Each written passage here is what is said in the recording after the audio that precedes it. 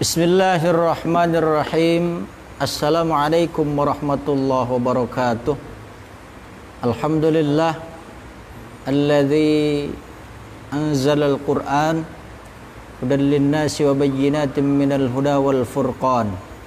Asyhadu an la ilaha illallah wahdahu la syarikalah wa asyhadu anna sayyidana wa nabiyyana Muhammadan abduhu wa rasuluh. Allahumma salli ala sayyidina Muhammad wa ala ali sayyidina Muhammad. Qala Allah ta'ala fil Qur'anil Karim, a'udzu billahi as-sami'il 'alim minasy syaithanir rajim wa rattilil Qur'ana tartila. Shadaqallahul 'azim bima'na wallahu a'lam bimuradi wa bidzalik. Ma'asyiral muslimin jamaah online rahimakumullah.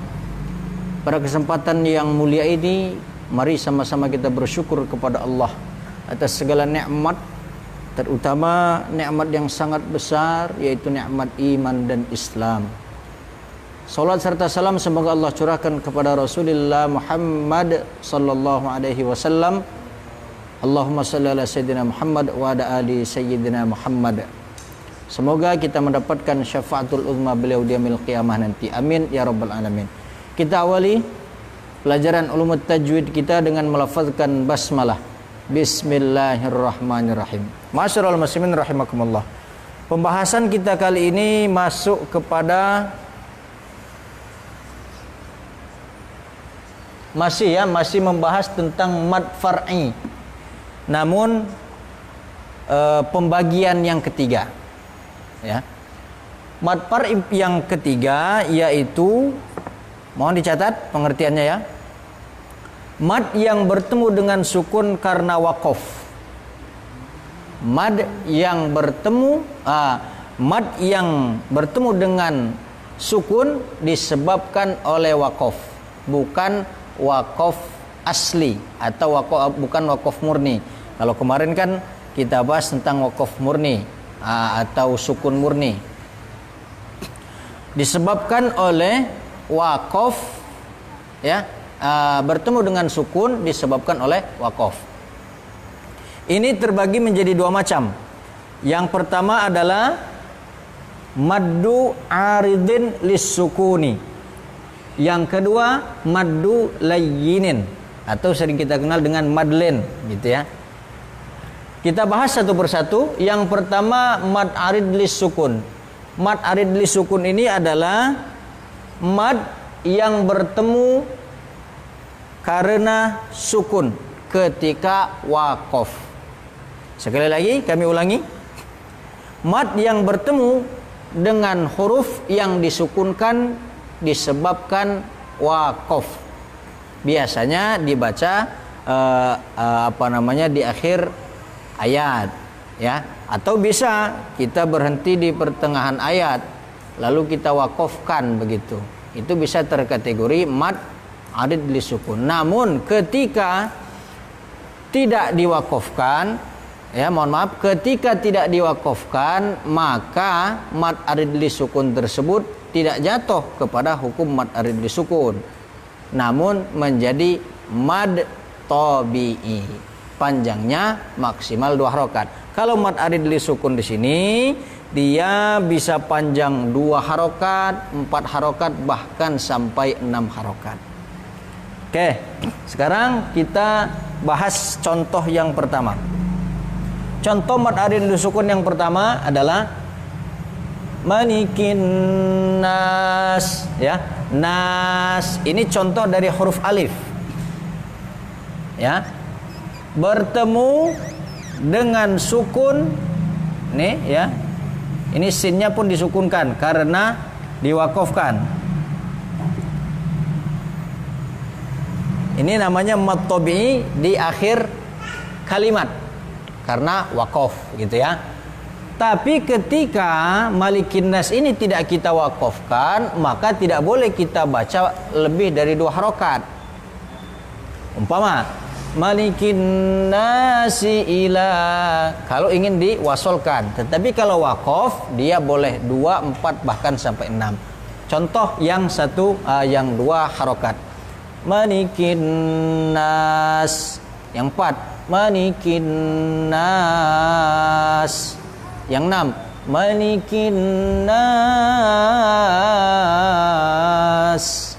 Tuh ya. Ini contoh dari alif. Kemudian contoh dari waw, mad tabi'i yang waw, yang di akhir kalimat.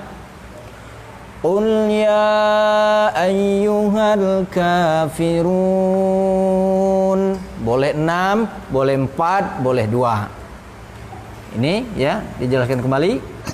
Bertemu dengan mad tabi'i yang di akhir kalimat, bertemu dengan sukun karena diwakofkan. Ini mad tabi'inya, ini nun pada dasarnya tidak sukun, fathah, tetapi karena diwakofkan maka dia menjadi sukun. Tidak dibaca kafiruna, tidak, tetapi kafirun. Ini contoh dari ya. Lakum dinukum waliyadin. Oke, sampai sini insya Allah mewakili ya contoh yang 3 ini. Kalau sudah mantap, silahkan dibungkus. Berikutnya adalah mad layyinin. Mad layyinin ini catat pengertiannya. Mad layyin adalah mad yang terjadi ketika berwaqaf pada huruf yang didahului oleh huruf lin.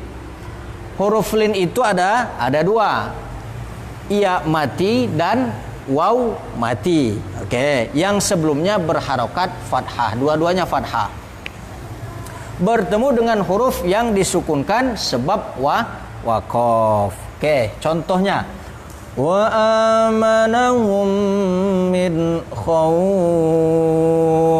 Ini huruf wawnya. Ya, wawnya sukun, sebelumnya berharokat fathah, namun dibaca ketika waqaf. Fa-nya ini menjadi sukun karena diwaqaf. Khauf. Bisa tidak lebih dari 2? Bisa kalau diwaqafkan. Bisa 4, bahkan bisa 6. Wa amanahum min khauf.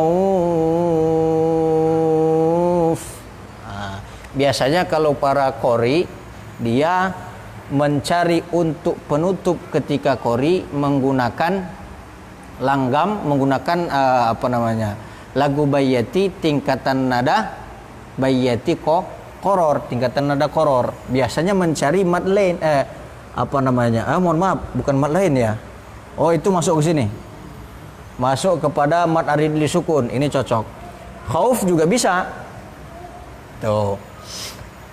Karena dia bisa lebih dari 2. Tapi kalau mad iwad nggak bisa, gitu ya, karena ta gitu tidak bisa.